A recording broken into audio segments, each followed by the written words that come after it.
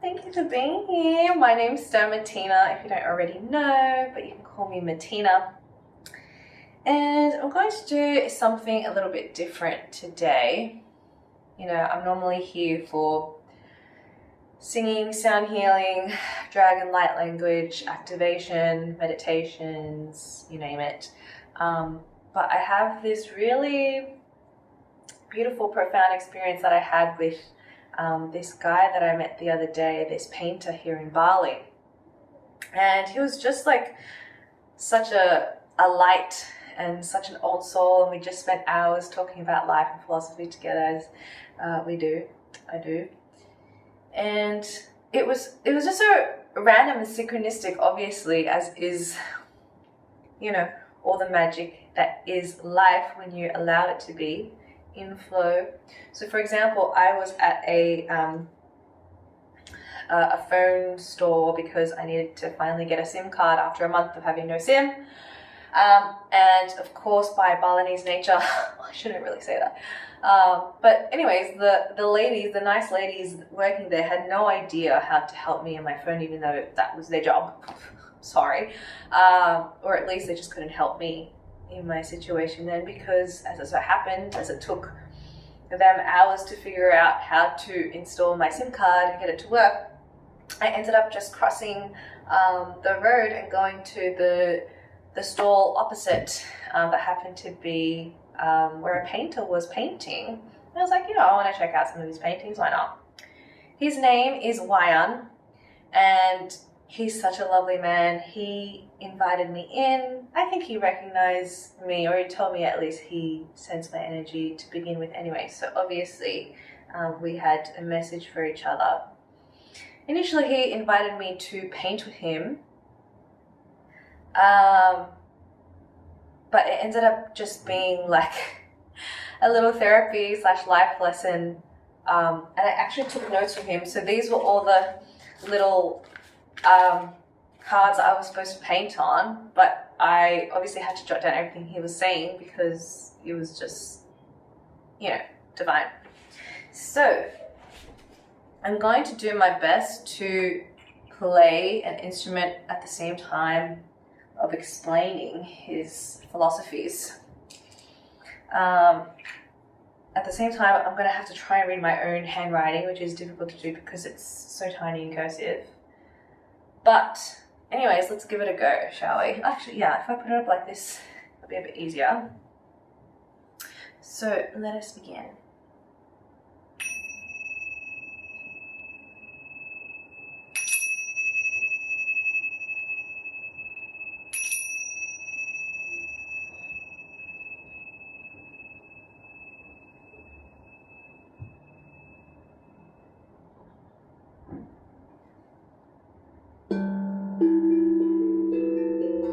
So,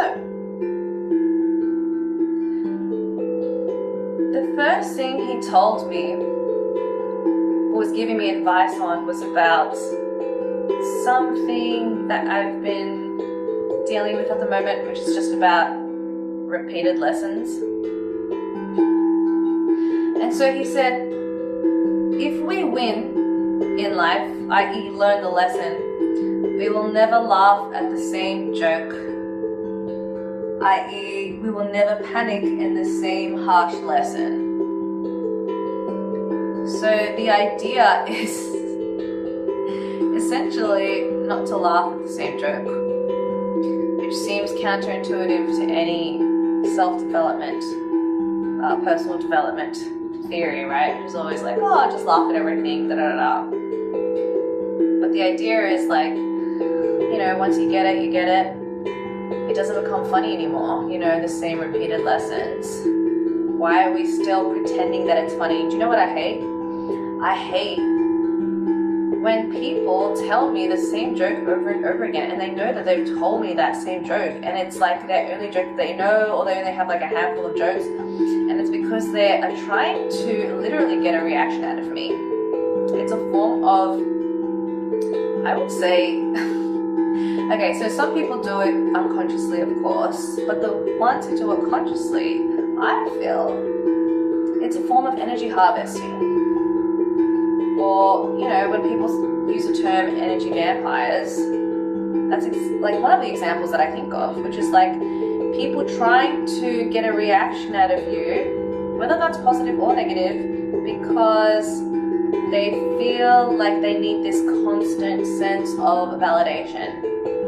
That they're funny, that they're good enough, that they're worthy enough, even though they know that them repeating the same joke to you over and over again annoys the shit out of you. So, you know, I've learned a lot. I'm one of those people that, like, if I'm done with a joke. Like, I'm not going to pretend to laugh again for the third, fifth time for your ego, because it's coming from a place of ego, right? In this scenario, anyway. So yeah, I've stopped laughing at people's jokes when they tell it a million times. Obviously, there has to be context to this, right? I'm not talking about somebody who has like Alzheimer's and they have no idea what's going on. I'm talking about people who do this with some degree of awareness of what they're doing. So, the goal is to never laugh at the same joke. Then of course we spoke about crying. And he said that if we're crying, it means that we're making meaning of the past and or the future. Because if we're in the present, we get bored of crying. I don't know about you, but in the moment of when I'm crying hysterically, especially in moments when I know it's a repeated lesson and I'm so sick of it, I'm like, why can't I get it? I know the theory, I'm just, when it comes to the practice, it's so difficult for me to change this habit, this way of thinking, whatever it is, and I'm just so bored of myself. I get so bored of my overthinking, of my same looping thoughts, self-criticizing thoughts. I'm like, yeah, there she goes again. That's new. Haven't heard that one before for 18,000 times, you know? It's so boring. I get so bored of my inner critic. And I know my inner critic isn't even me. So it's like, when am I going to give it up? So yeah, now that he's like structured it or phrased it in a way to say like, you're not being present because you're like, yeah, you're bored. Do you want to be bored? Hell no. So, you know, easier said than done, of course.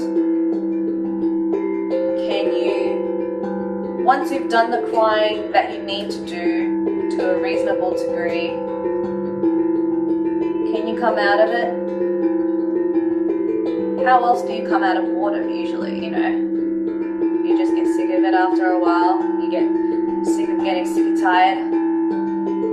Sick and tired of getting sick and tired. Anyways, hopefully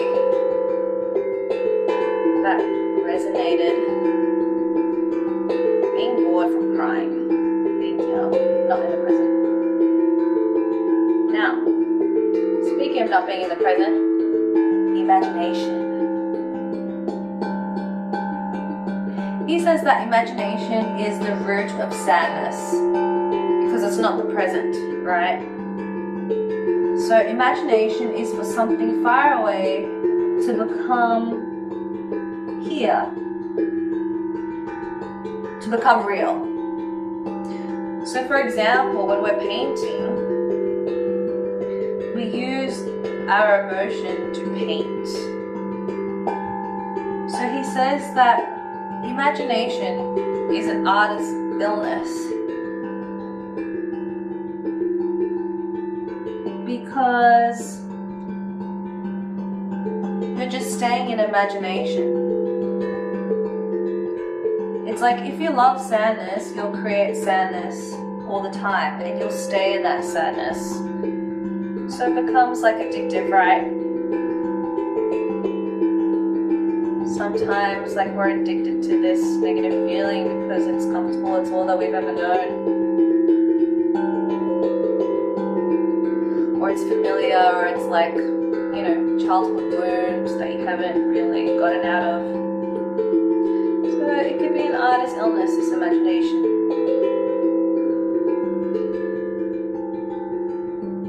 So his solution is to build presence now in love through hope. Because home is a place that we need to rest, right? To feel free, to be free. I.e. like when you're naked at home, he's trying to say. So how can you feel naked at home or feel at home all the time? By being in the present. As in not being outside of your home, i.e. imagination. So imagination is not our real home. Our present moment, right here, right now, is our real home. This is where I feel free. This is where I feel naked. Honestly, literally and metaphorically. Because I'm burying my soul, I'm burying my authenticity. And I'm fully present. But when I imagine the past or future, even though time is not linear, but that's a story for another time. Being right here, I feel free to be naked. And I love it. Don't you just love walking or running around or dancing around naked in your own home, how free it is? Why would you want to wear the mask, the armor all the time? Oh, how good does it feel, ladies, when you take off your bra home after a long hard day of wearing the extra baggage, you know?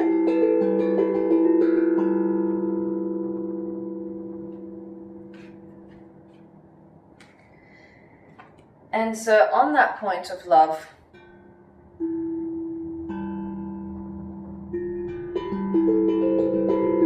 when we know how to create love within ourselves, that is, we're not afraid of losing it because we just create more.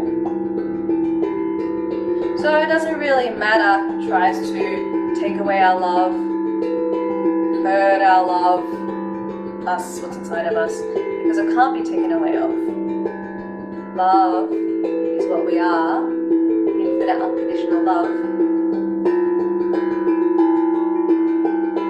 And when we create more of ourselves, meaning our own life force energy,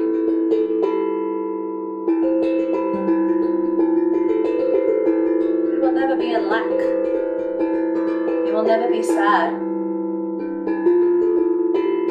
Because we can just create more life force energy in ourselves through things that make us happy and free and naked and alive and energized. Like this.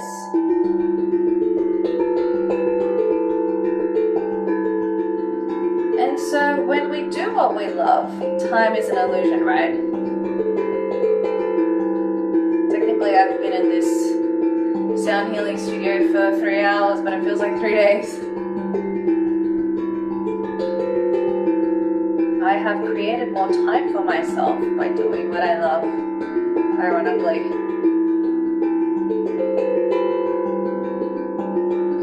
And so I may jump around a little bit because obviously that is the nature of conversation sometimes.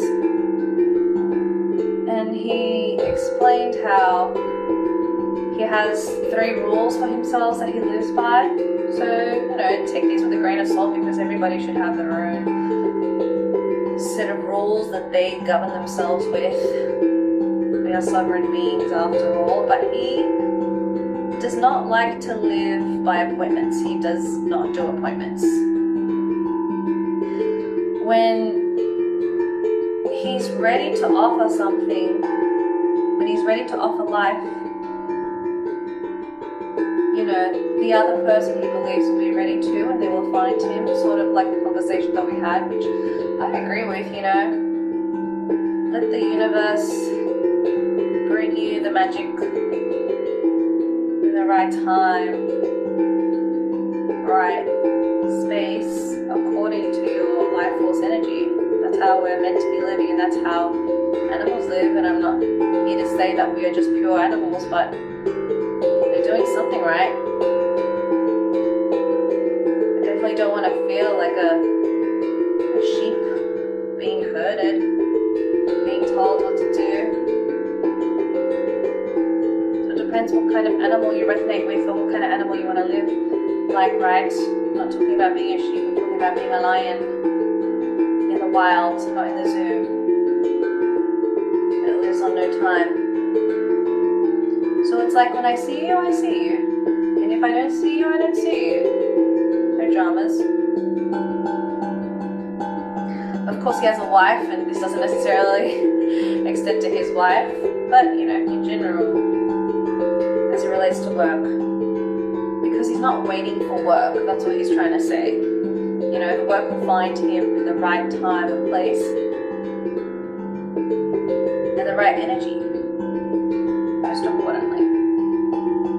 And I feel so honored on that topic to be in the right energy, to have found him for that conversation that day, because, you know, I related so much to him. I said, how much time do you actually spend painting a day? Is it like 90%? Or how much time do you spend by yourself? Is it like 90%? And he said, it's like 99%. And I was like, goals. That's like me too. And that's how I like it. For now anyways, I see that because I'm trying to extend my social media reach, right? But it's like, when you become so comfortable with who you are, which is infinite unconditional love, why would you give that up for any other kind of love, even in professional or platonic relationships? Because as most people still relate today, it's all conditional. A conditional transaction, a conditional love, a conditional relationship. Why would I give that up when I know my truth, my happiness, my authenticity is right here, and I have unlimited amounts of it? So anyways, we agree on that. I'd like to know your thoughts. So his second rule is never to do anything that others want him to do just for the sake of money. He only does what he wants to do for his own sake, you know. Only what the self wants. Because it's too much of a sacrifice. The self. And his third rule is, therefore, never to do any classes. Because, you know, everyone has different energy, you just really can't dictate other people's energies. So I kind of relate, because I told him, you know what, I'm a singer and I hate collaborating with other people. Even though I know one of my life lessons right now is to, you know, collaborate and share with other people as much as possible. Not as much as possible, but more so than I've been comfortable with in the past. But I'm such an artist, as he said, just like he is, that we have our own stories to tell, and how would anybody else know how to tell my story better than me? And why would I allow somebody else to tell my story? It's like kind of when artists sell out to the big labels and they're told to tell the same old stories about whatever you hear these days, as opposed to, you know, the raw truth of what people are going through. So even though I may not practice those 3 rules myself, definitely, or at least for now, I do agree with everything that he has to say. Theory. And on that note of not doing anything that other people want him to do, it's because he does not support the ego or money, right? He only supports love. So he only gives his paintings, even if he needs to sell or, you know, to eat. He would only give away his paintings to somebody who he wants, you know, to enjoy his painting. Not somebody who only wants to enjoy it for a profit or for an ulterior corporate sort of purpose. So he dictates who gets to purchase his artwork, which I think is so beautiful. And so he says receiving and giving is the door to life. Because when you give or offer something without expectation, it's like if you're expecting something, it's a form of emotional manipulation. So don't ever expect anything ourselves, because otherwise you're doing something for the purpose of getting something in return, which is manipulation. So he used the example of like when he would go to a friend's house and his wife, throwing him under the bus here, I hope he doesn't hate me for this, but his wife would insist to bring a bottle of alcohol, and he said, why not just bring love and gratitude and good vibes? That is priceless, and that is worth more than a bottle, and I'm sure they would appreciate that a lot more, the good vibes. And I so agree. I've been raised by a pretty ethnic household. My father was Greek, my mother Indonesian. And it was always, you're so rude unless you rock up to somebody's house with a gift. Oh, why? I am the gift. Hello, have you met me? My vibes are the gift. I can guarantee you won't find my gifts or my energy in anyone else. Of course, I was a kid then most of the time, so I couldn't really say all that, but I knew that and I know that now. And I'll be practicing that more often because people need to learn the value of energy over money.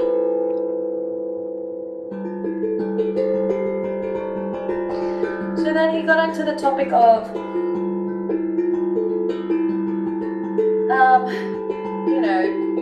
explaining to a partner how to feel, how to react based on your own values. And he said that he has the power to tell his partner how to feel or what to do, but he also has the power to not to tell her as well, because it's a personal journey. And he says that words are not polite. I'm going to repeat that because that blew my mind. Words are not polite. That triggered me because I consider myself somebody as, someone very good with words. I have Mercury in the 8th house of Cancer, if you know, you know, and it's in a late degree. So if you know anything about astrology, you know. And I always pride myself in having the perfect words, always having something right to say. One of my mom's favorite sayings to me was like, oh, you always have something to say, da da da da. Yeah. Because I thought words were a weapon, especially as a kid. That's all I could have, But he said they're not polite because we're still pushing an agenda on people, even if it's our own thoughts and opinions, a way of thinking.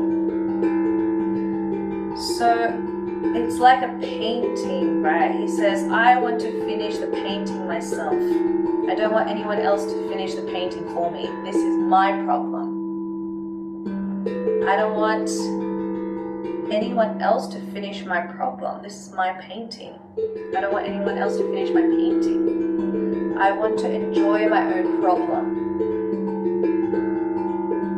So he also used the example of like a kid. It's like, you can never tell a kid to play a game that they don't want to play. You see how they react. And it's like, we should allow other people to just be as well. Just as we hopefully allow kids to just be.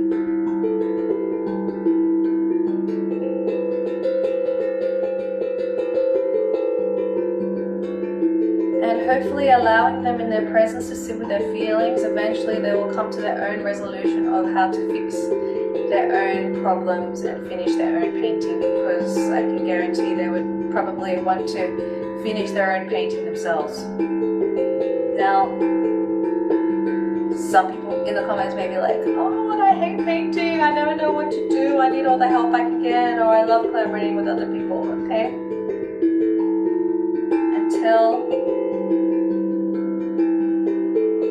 you start to enjoy the process of painting and what it's teaching you, because as he said, and as I know, all our problems are teachers, and they are gifts to teach us a lesson, teach us something about ourselves, and that can only be taught through our own self-introspection. Let's say I want to become a great painter. I'm not going to learn by having my teacher paint the whole thing for me,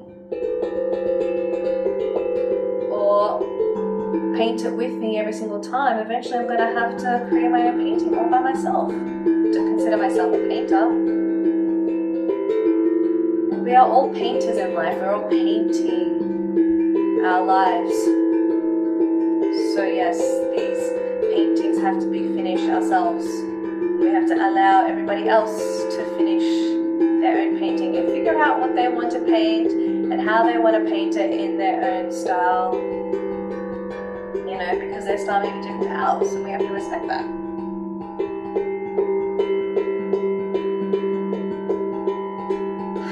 So going back to the topic of collaborations and working with other people, he said that he doesn't like putting the potential of money or holidays in other people, right?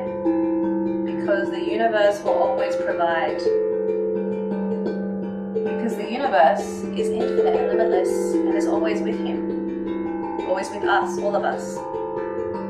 So he's not searching for an opportunity per se. He's creating opportunity by doing what he's doing. We create opportunity by doing what we're doing. Being a painter or a singer or an educator or whoever else. You allow people to come to you and you get to decide yes or no based on the vibes, right? Because he thinks low marketing is when you're walking down a street and you're looking everywhere and trying to figure out who shall I work with. But high level marketing is when you're walking with high energy everywhere and creating opportunity through this presence, through this life force energy, where people can't help themselves but stop in the street and look at you and be like, you seem interesting, you seem, like a high energy person, you seem different, unique, there's just something about you, I need to at least have a conversation with you, let alone work with you. And that's exactly how the cookie crumbles.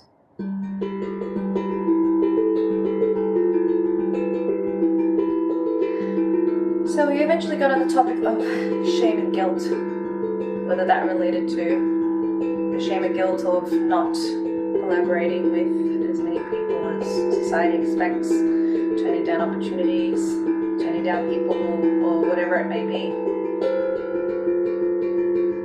And he says that those two emotions are us putting meaning on circumstances and situations. But if you just live with no bad intentions to begin with, then you can't even feel shame or guilt.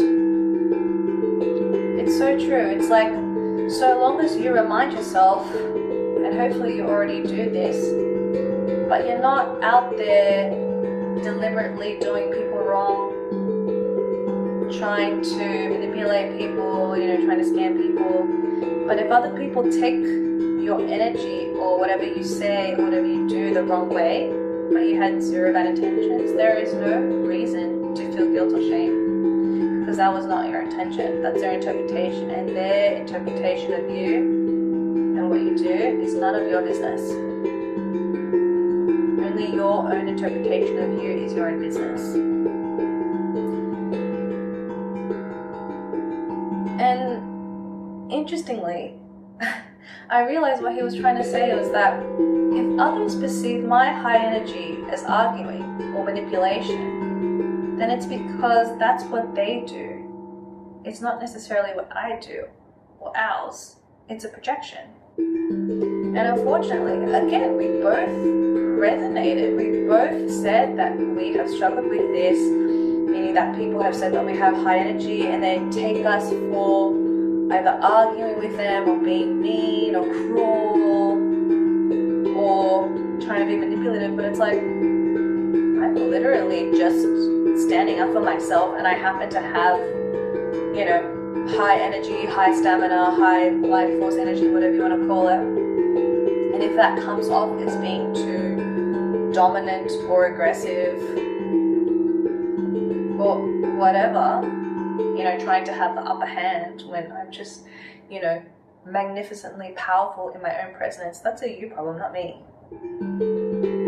Never in my consciousness did I think that I was trying to manipulate you. For what? I'm just chilling, I'm straight chilling. But people have told me that, where I'm literally just explaining myself, my way of thinking, who I am, my values, my hobbies, my interests, what I want to do in life. Whatever. And so finally, he ended on the fact that, you know, others can't actually hurt or betray or backstab me because it's all up to me. And if they try to, it's only skin deep. But the only thing that can actually penetrate inside of me, skin deep, is kindness and love. That's the only thing that can affect me. Isn't that beautiful? I was like, teach me your ways. I'm not there yet. Sometimes I am, sometimes I'm not. It's always a journey. But I was like, that's perfect. So profound. Thank you. I really needed to hear that. The only thing that can penetrate me beyond the skin is kindness and love, because that's the only thing that's true. Everything else is fake.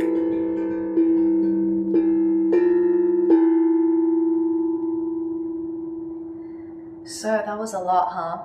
If only everyone could meet Wayan, or if only everyone could have these mind-boggling, thought-provoking, soul-awakening conversations every single day, I think the world could heal one bit at a time. In the meantime, I will be having these conversations myself, with other people, with God, and share them with you. So I really hope you enjoyed that different style of teaching today, and sending you so much love.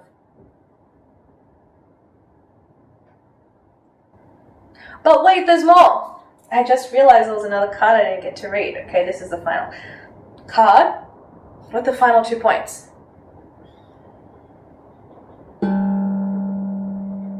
He explained to me how a Thai monk gave him a bracelet that he prayed on.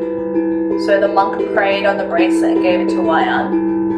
And Wayan said that I can't give meaning to this apart from kindness.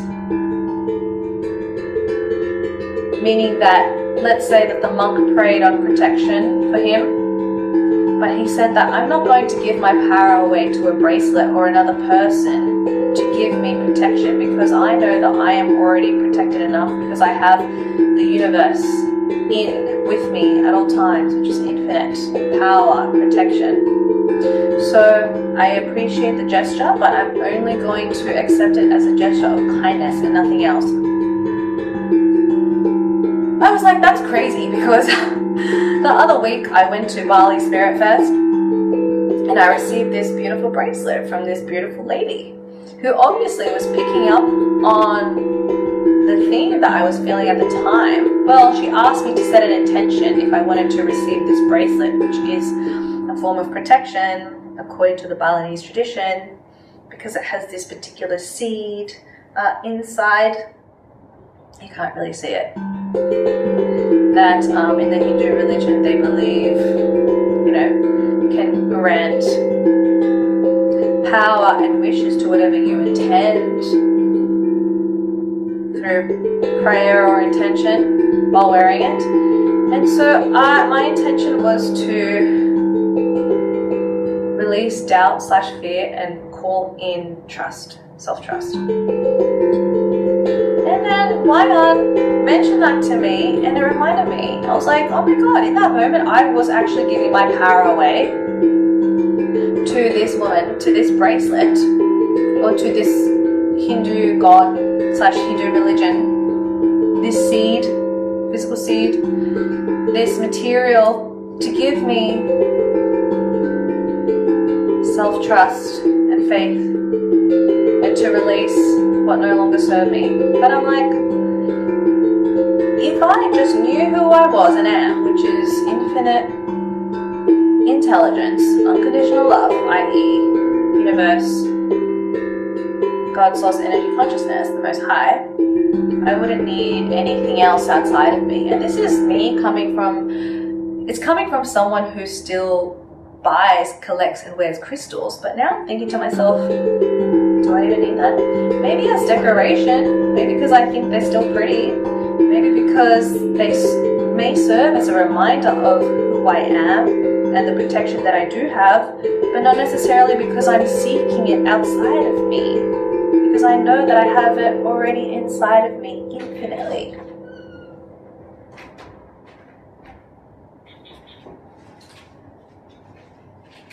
We're done?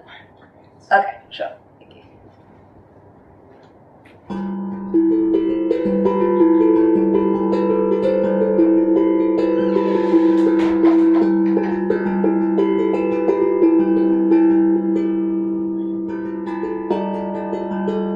So he said to the monk, I don't want to trust less in myself, but thank you so much for the bracelet. And I'm assuming he still accepted the bracelet, of course. But what a lesson. What a guy.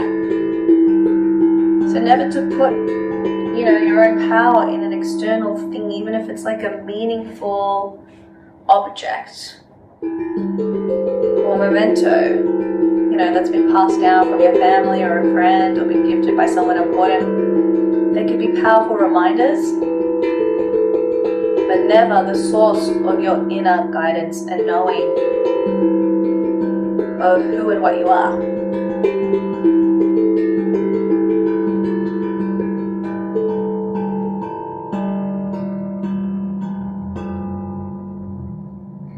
So I know I said that there was another point, but that's not really important. That was a good one to end on. Thank you so much, as always, for being here with me. I'm hoping that you got something out of that, and I can't wait to share, all the other different revelations that I have from all the beautiful people here in Bali and everywhere else around the world. Until then, love you lots.